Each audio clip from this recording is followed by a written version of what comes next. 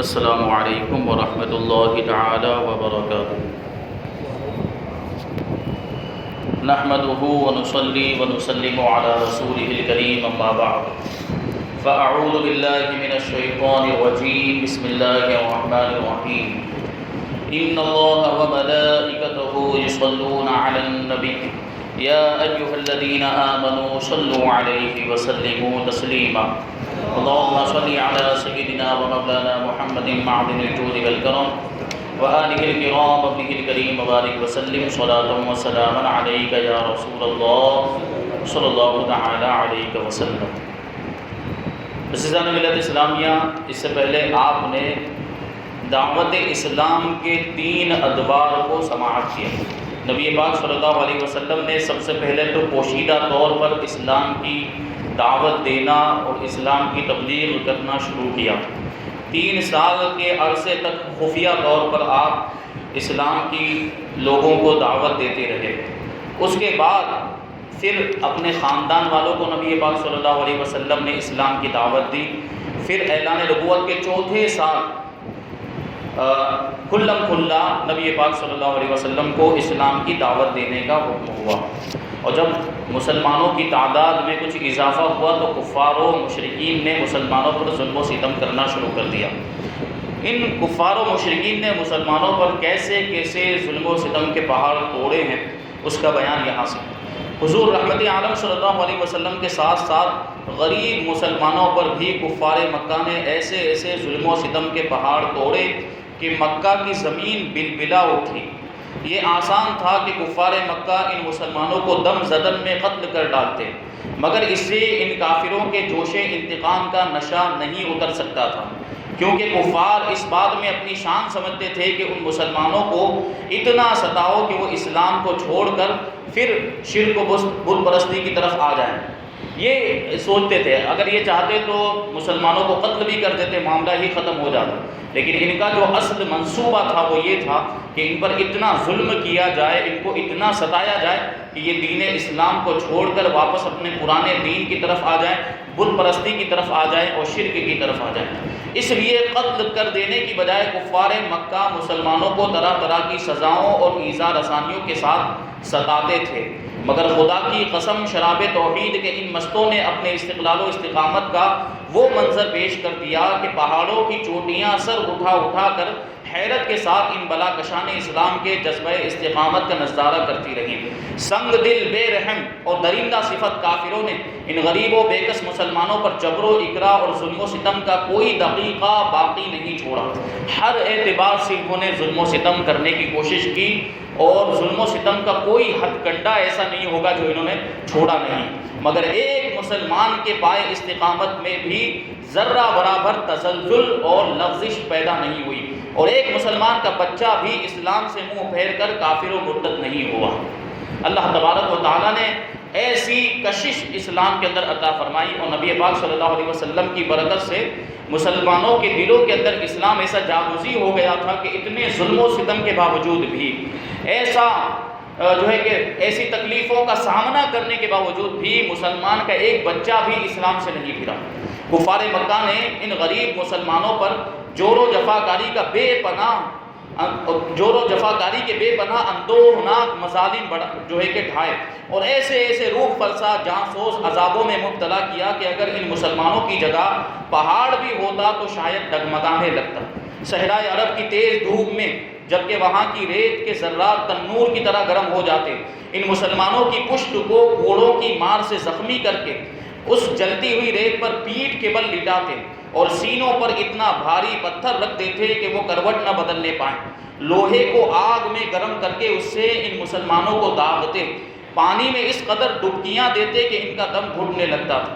چٹائیوں میں ان مسلمانوں کو لپیٹ کر ان کی ناکوں میں دھواں دیتے، جس سے سانس لینا مشکل ہو جاتا، اور وہ کرب و بے چینی سے بدحواس ہو جاتے۔ حضرت خباب بن ارد رضی اللہ تعالیٰ عنہ یہ اس زمانے میں اسلام لائے جب حضور صلی اللہ علیہ وسلم حضرت ارقم بن ارقم رضی اللہ تعالیٰ عنہ کے گھر میں مقیم تھے، تشریف فرما تھے، اور صرف چند ہی لوگ مسلمان ہوئے تھے۔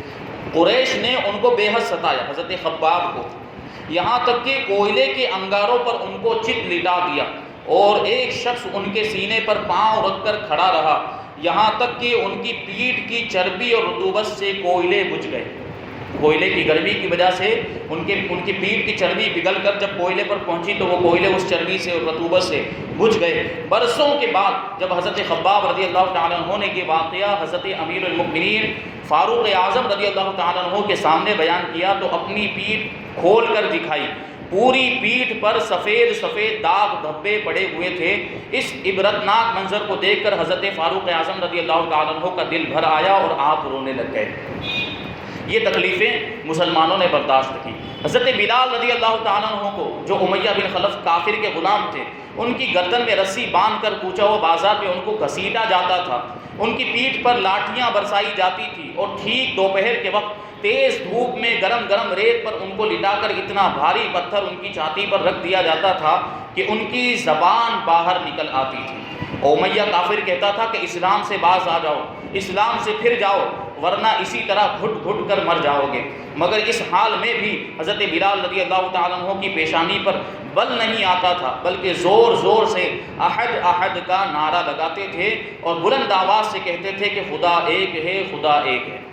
اتنی ساری تکلیفیں برداشت کرنے کے باوجود بھی ان کی زبانوں پر ایک ہی نعرہ تھا، توحید کا نعرہ کہ اللہ ایک ہے، اس کے سوا کوئی عبادت کے لائق نہیں۔ حضرت عمار ابن یاسر رضی اللہ تعالیٰ عنہ کو گرم گرم بالو پر چت لٹا کر کفار قریش اس قدر مارتے تھے کہ یہ بے ہوش ہو جاتے تھے، اور ان کی والدہ حضرت بی بی سمیہ رضی اللہ تعالیٰ عنہ کو اسلام لانے کی بنا پر ابو جہل نے ان کی ناف کے نیچے ایسا نیزہ مارا کہ یہ شہید ہو گئے۔ حضرت عمار رضی اللہ تعالیٰ عنہ کے والد حضرت یاسر رضی اللہ تعالیٰ عنہ بھی کفار کی مار کھاتے کھاتے شہید ہو گئے۔ حضرت صہیب رومی رضی اللہ تعالیٰ عنہ کو کفار مکہ اس قدر طرح طرح کی اذیت دیتے اور ایسی ایسی مار دھاڑ کرتے کہ یہ گھنٹوں بے ہوش رہتے۔ جب یہ ہجرت کرنے لگے تو کفار مکہ نے کہا کہ تم اپنا سارا مال و سامان یہاں چھوڑ کر مدینے جا سکتے ہو۔ آپ خوشی خوشی دنیا کی دولت پر لات مار کر اپنی متاع ایمان کو ساتھ لے کر مدینہ چلے گئے۔ یعنی اپنے مال و دولت کی بھی، مکان و جائیداد کی بھی مسلمانوں کو کچھ فکر نہیں تھی۔ ہجرت کر کے جب مدینہ منورہ جانے لگے تو اپنا سارا مال و اسباب مکہ میں چھوڑ کر مدینہ منورہ روانہ ہو گئے، کیونکہ ان کو فکر تھی تو اپنے ایمان کی دولت کی فکر تھی۔ حضرت ابو فقیر رضی اللہ تعالیٰ عنہ صفوان بن امیہ کافر کے غلام تھے اور حضرت بلال رضی اللہ تعالیٰ عنہ کے ساتھ ہی مسلمان ہوئے تھے۔ جب صفوان کو ان کے اسلام کا پتہ چلا تو اس نے ان کے گلے میں رسی کا پھندا ڈال کر ان کو گھسیٹا اور گرم جلتی ہوئی زمین پر ان کو چت لٹا کر سینے پر وزنی پتھر رکھ دیا۔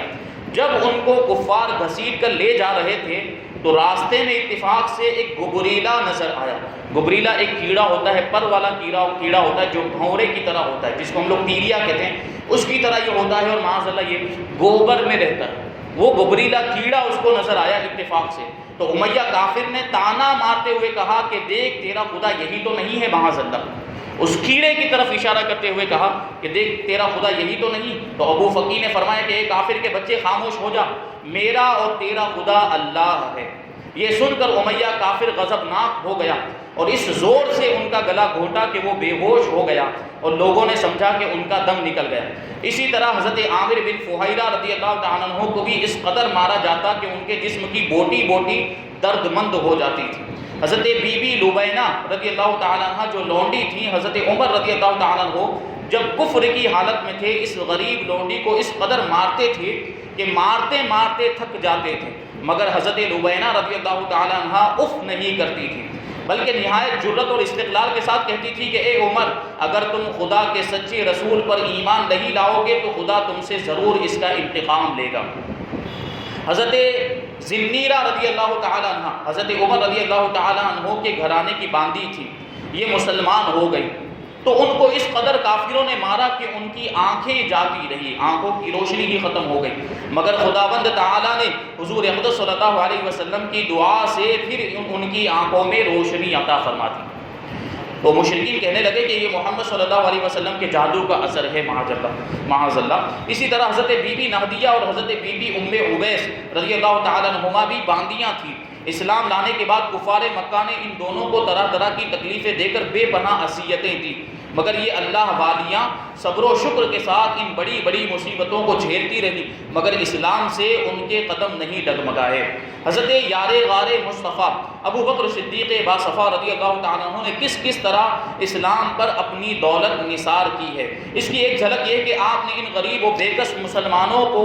مسلمانوں میں سے اکثر کی جان بچائی۔ آپ نے حضرت بلال، عامر بن فہیرہ، ابو فقیر، ربینہ، زنیرہ، نہدیہ، ام عبیس رضی اللہ تعالیٰ عنہم، ان تمام غلاموں باندیوں کو بڑی بڑی رقمیں دے کر خرید لیا اور سب کو آزاد کر دیا اور ان مظلوموں کو کافروں کی ایذاؤں اور تکلیفوں سے بچا لیا۔ یہی وجہ ہے قرآن مقدس کے اندر حضرت ابوبکر صدیق رضی اللہ تعالیٰ عنہ کے بارے میں جو آیت کریمہ نازل ہوئی ہے کہ الذی یؤتی مالہ یتزکیٰ، کہ وہ جو اللہ کی راہ میں اپنا مال دیتا ہے تاکہ پاکیزگی حاصل کرے۔ یہ حضرت ابوبکر صدیق رضی اللہ تعالیٰ عنہ کے بارے میں نازل ہوئی کہ آپ نے تقریباً 7 غلاموں کو خرید کر آزاد کیا جو مسلمان ہو چکے تھے، اور مسلمان ہونے کی وجہ سے جن کے آقا، جن کے مالک ان پر ظلم و ستم کیا کرتے تھے، ایسے 7 غلام باغیوں کو حضرت ابوبکر صدیق رضی اللہ تعالیٰ عنہ نے خرید کر آزاد کر دیا تاکہ ان کے آقا ان پر ظلم نہ کر سکیں اور وہ ان ظلم و ستم سے محفوظ ہو جائیں۔ حضرت ابو ذر غفاری رضی اللہ تعالیٰ عنہ جب دامن اسلام میں آئے تو مکہ میں ایک مسافر کی حیثیت سے کئی دن تک حرم کعبہ میں رہے۔ یہ روزانہ زور زور سے چلا چلا کر اپنے اسلام کا اعلان کرتے تھے، اور روزانہ کفار قریش ان کو اس قدر مارتے تھے کہ یہ لہو لہان ہو جاتے، اور ان دنوں میں آب زمزم کے سوا ان کو کچھ بھی کھانے پینے کو نہیں ملتا تھا۔ یہ تکلیف واضح رہے کہ کفار مکہ کا یہ سلوک صرف غریبوں اور غلاموں ہی تک محدود نہیں تھا، بلکہ اسلام لانے کے جرم میں بڑے بڑے مالداروں اور رئیسوں کو بھی ان ظالموں نے نہیں بخشا۔ حضرت ابوبکر صدیق رضی اللہ تعالیٰ عنہ جو شہر مکہ کے ایک متمول اور ممتاز معززین میں سے تھے، شریف لوگوں میں آپ کا شمار ہوتا تھا، مالدار لوگوں میں آپ کا شمار ہوتا تھا، مگر ان کو بھی حرم کعبہ میں کفار قریش نے اس قدر مارا کہ ان کا سر خون سے لت پت ہو گیا۔ اسی طرح حضرت عثمان غنی رضی اللہ تعالیٰ عنہ جو نہایت مالدار اور صاحب اقتدار تھے، جب یہ مسلمان ہوئے تو غیروں نے نہیں بلکہ خود ان کے چچا نے ان کو رسیوں میں جکڑ کر خوب مارا۔ حضرت زبیر ابن عوام رضی اللہ تعالیٰ عنہ بڑے روبدار اور دبدبا والے آدمی تھے، مگر انہوں نے جب اسلام قبول کیا تو ان کے چچا ان کو چٹائی میں لپیٹ کر ان کی ناک میں دھواں دیتے تھے جس سے ان کا دم گھٹنے لگتا تھا۔ حضرت عمر رضی اللہ تعالیٰ عنہ کے چچا زاد بھائی اور بہنوئی حضرت سعید بن زید رضی اللہ تعالیٰ عنہ کتنے جاہ و اعزاز والے رئیس تھے، بڑی شرافت والے آدمی تھے، مگر جب ان کے اسلام کا حضرت عمر رضی اللہ تعالیٰ عنہ کو پتہ چلا تو ان کو رسی میں باندھ کر مارا، اور ساتھ ہی حضرت عمر رضی اللہ تعالیٰ عنہ نے اپنی بہن حضرت بی بی فاطمہ بنت خطاب کو بھی اس زور سے تھپڑ مارا کہ ان کے کان کے آوے سے گر پڑے، کان میں جو زیور پہنا جاتا ہے وہ گر پڑا اور چہرے پر خون بہنے لگ گیا۔ یہ مسلمانوں نے تکلیفیں برداشت کی ہیں، یہ قربانیاں دی ہے مسلمانوں نے اسلام کو بچانے کے لیے، اسلام کی حفاظت کے لیے، تب یہ اسلام ہم تک پہنچا ہے۔ ایک مرتبہ سرداران قریش حرم کعبہ میں بیٹھے ہوئے یہ سوچنے لگے کہ آخر اتنی تکلیفیں اور سختیاں برداشت کرنے کے باوجود محمد صلی اللہ علیہ وسلم اپنی تبلیغ کیوں بند نہیں کرتے؟ آخر ان کا مقصد کیا ہے؟ ممکن ہے یہ عزت و جاہ یا سرداری و دولت کے خواہ ہوں،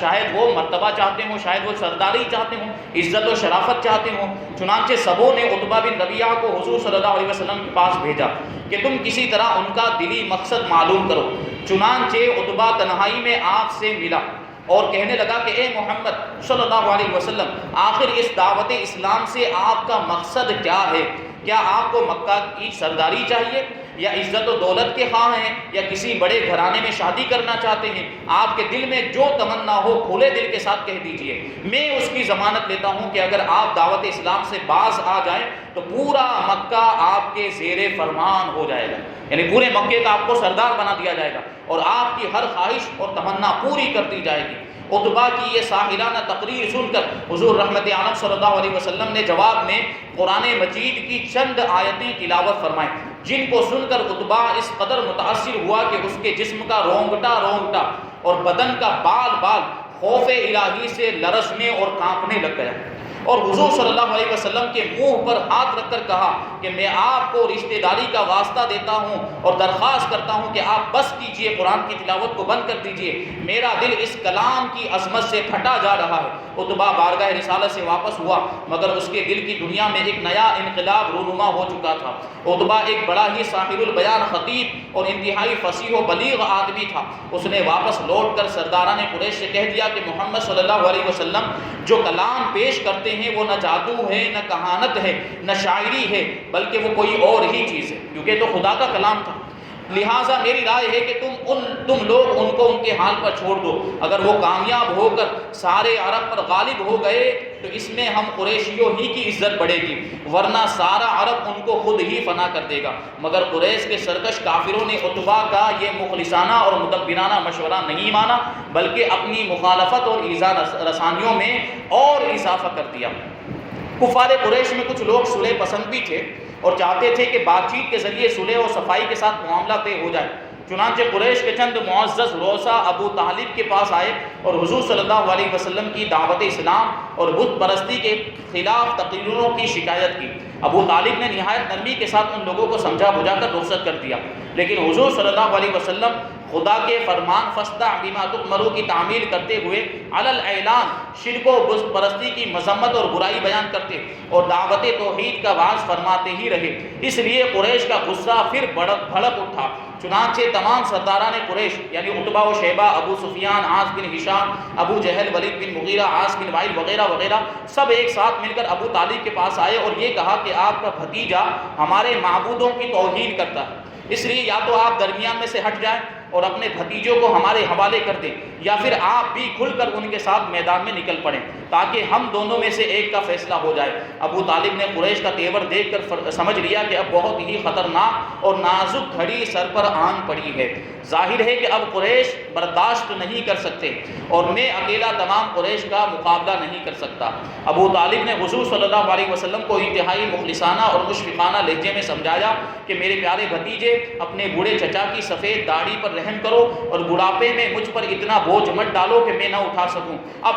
اب تک قریش کا بچہ میرا احترام کرتا تھا، مگر آج قریش کے سرداروں کا لب و لہجہ اور ان کا تیور اس قدر بگڑا ہوا تھا کہ اب وہ مجھ پر اور تم پر تلوار اٹھانے سے بھی دریغ نہیں کریں گے۔ لہٰذا میری رائے یہ ہے کہ تم کچھ دنوں کے لیے دعوت اسلام موقوف کر دو، روک دو۔ اب تک حضور صلی اللہ علیہ وسلم کے ظاہری معین و مددگار جو کچھ بھی تھے وہ صرف اکیلے ابو طالب ہی تھے۔ حضور صلی اللہ علیہ وسلم نے دیکھا کہ اب ان کے قدم بھی اکھڑ رہے ہیں۔ چچا کی گفتگو سن کر حضور اقدس صلی اللہ علیہ وسلم نے بھرائی ہوئی مگر جذبات سے بھری ہوئی آواز میں فرمایا کہ چچا جان، خدا کی قسم اگر قریش میرے ایک ہاتھ میں سورج اور دوسرے ہاتھ میں چاند لا کر بھی رکھ دے تب بھی میں اپنے اس فرض سے باز نہیں آؤں گا۔ یا تو خدا اس کام کو پورا فرما دے گا یا میں خود دین اسلام پر نثار ہو جاؤں گا۔ حضور صلی اللہ علیہ وسلم کی یہ جذباتی تقریر سن کر ابو طالب کا دل پسیج گیا اور وہ اس قدر متاثر ہوئے کہ ان کی ہاشمی رگوں کے خون کا قطرہ قطرہ بھتیجے کی محبت میں گرم ہو کر کھولنے لگا اور انتہائی جوش میں آ کر کہہ دیا کہ جانے ہم جاؤ، میں تمہارے ساتھ ہوں، جب تک میں زندہ ہوں کوئی تمہارا بال بھی بیکا نہیں کر سکتا۔ یہ دیکھیں مسلمانوں نے اسلام کی آبیاری کے لیے اور اسلام کے درخت کو پانی پلانے کے لیے کیسی کیسی تکلیفوں کا سامنا کیا، جب جا کے اسلام کا یہ جو شجر ہے وہ ہرا بھرا ہوا اور اسلام کی جو رونق ہے یہ اس طریقے سے جو آج ہم دیکھ رہے ہیں اسلام کی بہاریں، یہ صحابہ کرام کی قربانیوں کا نتیجہ ہے۔ اللہ تبارک و تعالی ہمیں ان کے نقش قدم پر چلتے ہوئے اسلام کے لیے ہمیں بھی قربانیاں دینے کی توفیق عطا فرمائے، ہمیں اسلام پر عمل کرتے ہوئے اپنا سب کچھ اسلام کے دفاع میں قربان کرنے کی توفیق عطا فرمائے۔ وما علینا الا البلاغ۔ السلام علیکم۔